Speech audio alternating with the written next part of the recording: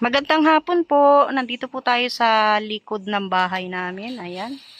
At nandito tayo sa garden. Dahil meron po tayong ilalagay uli, itatanim. Meron po tayong idadagdag na pananim po dito sa likod ng bahay natin. At andito po yung ating itatanim sa likod ko. Ito po. Ayan, nakakuha na po tayo ng tanglad. Hindi po si Pure Health po pala ang nagdala, no? At ito naman pong ito pong isang bungkus na to, galing po kay Pure Health. Hiningi niya po yan sa likod bahay nila Ate Pia at saka ni Kuya Robin.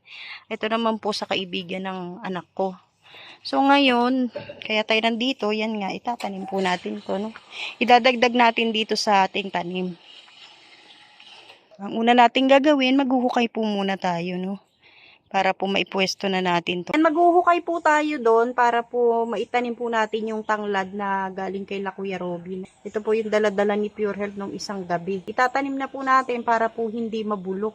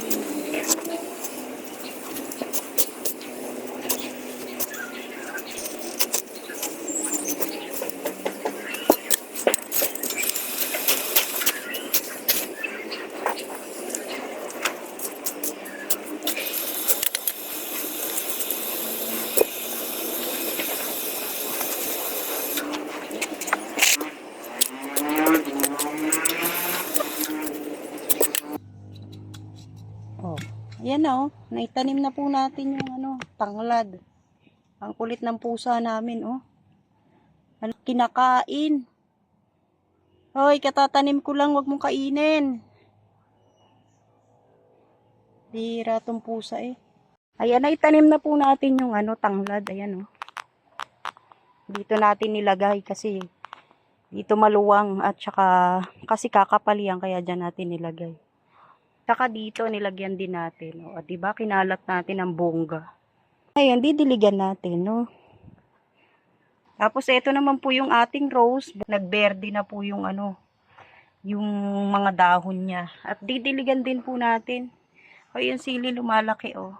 Yun yung kalabasa lumalaki. Sana mabuhay, no. Yan, didiligan na po natin yung mga halaman, lalo na po yung bagong tanim na tanglad, didiligan na po natin.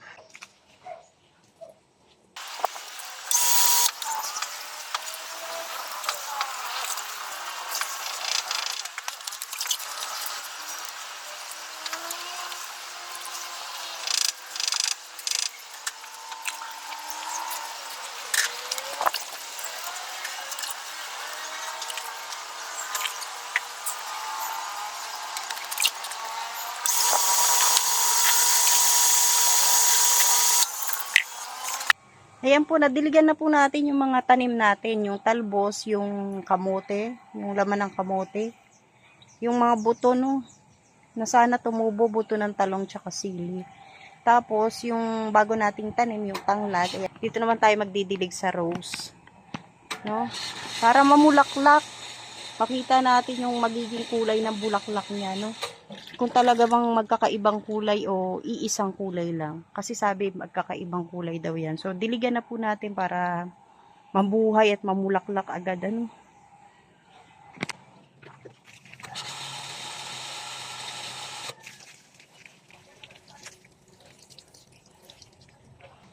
Yan, okay na. Nadiligan na po natin lahat ng ating mga pananim. Dahil tapos na po tayong magtanim ng tanglad, dito naman po tayo babawasan po natin yung damo.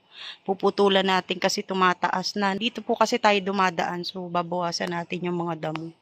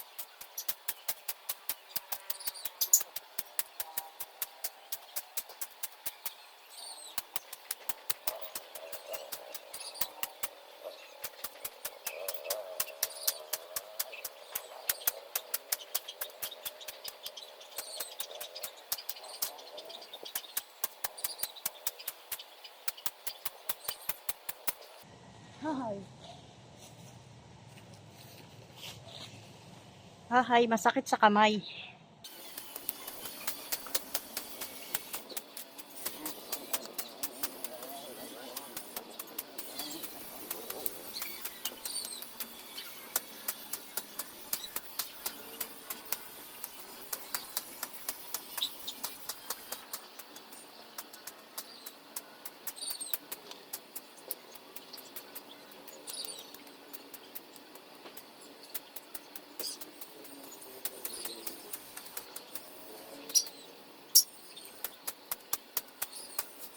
Marami pa po tayong tatabasin.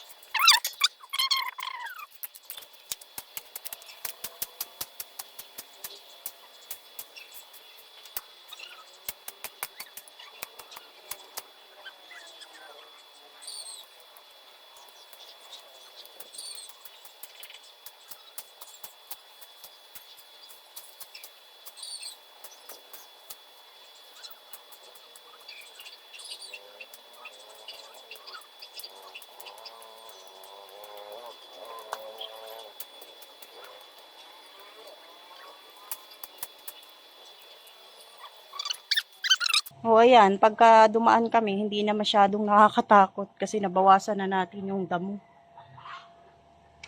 Kaso hindi pa nga lang lahat. Pero araw-arawin natin yan, matanggal din yan. Yung mga pinagtabasan natin dyan lang po kasi matutuyo naman yan. Lalo kung maaraw. Hiningal ako. Hinawan lang natin yung mga damo. Para hindi nakakatakot kapag gabi. Kasi dyan tayo dumadaan. Maraming salamat po kay Ate Ani Haramilia, kay Ate Siang, kay Ate Jenny, kay Norpaina Hajimulya, shoutout po, kay Miss Connie Sanchez, shoutout po. Kay Mr. PH, kay Ma'am Jasmine, shoutout din po, maraming salamat po. Kay Ate Ami, shoutout, kay Ate Lita ng USA, shoutout po. Sa Love and Care po, shoutout. Sa inyo po, sa lahat po ng manonood sa Kalingap viewers and supporters, maraming salamat po. God bless, mabuhay!